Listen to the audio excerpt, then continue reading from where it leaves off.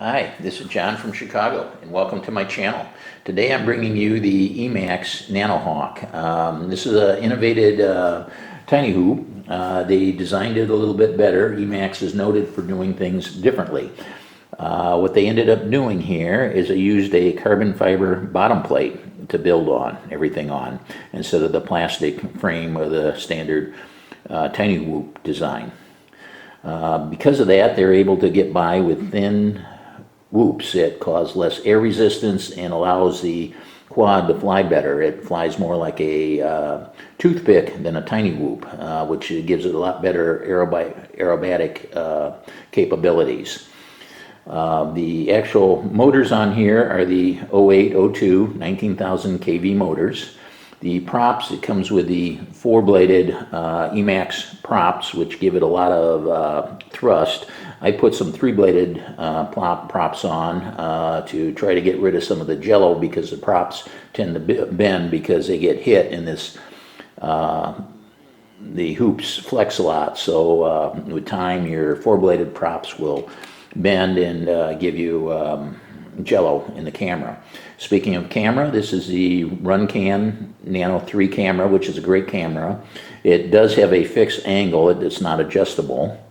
The flight control board is an F4 flight control board. The motors are direct soldered on. The pads are pretty big, so you could probably, if you know how to solder, do a replacement motor, but they're not the plug-and-play motors that most of your tiny whoops have. There is a daughter board in here. It's 25 milliwatts, and there's a button on it if you want to reset it to get all your channels. You just hold the little button down, you plug in for 5 seconds, and it'll reset it or unlock it, so you could use all your channels. The SPI receiver is built in. There's a little button down here. You could push that, or you could put your battery in and you could push the button, and then you could bind it D8 mode for FR Sky. The other way to bind it would be to use the CLI commands, is what I normally do while I'm setting it up. The plug, it's a different type plug. It's called a GMB 2 plug. It puts out, it's rated for 9 amps of power versus your standard plugs, which are your PH2. These are rated at 4.5 amps, so it's twice the current they're designed for, which is maybe a trend. Most people, they don't like them because they're harder to plug in and out, and they don't have the extra batteries right away. You need to order them. Speaking of batteries, they just give you the one battery. Most of the I know on the two machine models, they give you 4 batteries to start.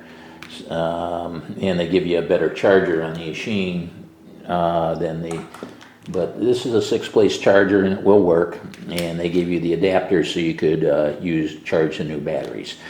But let me go in and do the thrust test, and then after the thrust test I'll do a range test, and after the range test I'll do a speed test on my indoor track and then the outdoor track. Put those all in a spreadsheet to see how it compares to all the other tiny whoops that are out there, and then I'll give pros and cons and give you my recommendations on this. The all-up weight of the NanoHawk is 29.5 grams, and the dry weight is 20.6 grams. We're doing a thrust test right now with the stock four-bladed Avon props. It shows that we have a 71 average thrust of 101 grams. Try props NanoHawk. And for the three-bladed prop, we have 84 grams of thrust. It dropped 17 grams. Now we're doing a range test, and the range test did not work out very good, I felt. We only got 108 meters. Right now we're a little over 100 meters, and it's starting to break up. It's all because of the VTX. The SPI receiver seems to be working okay, but we're not really putting it all the way. Right now we're 170 meters, and it's starting to break up. and I would say we made about 180 meters where you could still see. That was the worst out of any of the SBI receivers that I tested. The previous worst was 220 meters. Now we're doing our indoor test, speed test, and I'm doing 3 consecutive laps. These first ones are with the stock propellers. I'm getting a time of 9.7 seconds per lap for 3 laps. Then we go to the, here we're going to the 3-bladed gem fan props, and I'm getting the same time, average time. It seems to be the same speed, even though these props have a lot less thrust. I'm getting 9.7 seconds per lap for 3 consecutive laps again. This varies fairly good. I think my fastest quad was 2S, and I had 8 seconds, and my slower ones were around 4 seconds, and most of them, the faster ones, bunched in there right around 10 seconds. Now we're going to the outside track, and I wish I had more time to have flown this.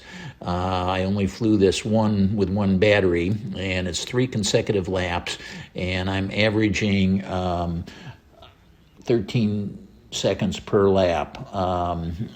Some of the laps, my slowest one was 14, then 13, then 12, and I kept on getting faster, and after 3 laps, I had to quit. There was a dad and a child there, and I saw him look at the quad, and I'm going 35 miles an hour or so I decided to call it quits and only do that 1 run. But I think I would have ended up around 11, 12 seconds in that range. Now I'm going outside and doing a power loop, and it just works flawless. There's no yaw washout at all, so I was quite happy with the quad. Here's the spreadsheet summarizing the results. I would, it's a pretty good quad all around. It's not my best, but it's not the worst. I'd say it would be in the middle somewhere, depending on what you want it for. If you want it for aerobatics, I think it's within the top 3. It's as far as a speed flat out going around the bigger track, I didn't have enough time to test it, but I would think it would be in about the middle of the pack for speed. For pros, this is good at aerobatics. It is also durable. The dry weight is 20.7 grams, which puts it near the lightest of the group. It has a good stable tune on it that's great for beginners. For cons, the frame is flexible, so it bends the prop that gives you some jello. There is also no adjustable camera angle. It's fixed.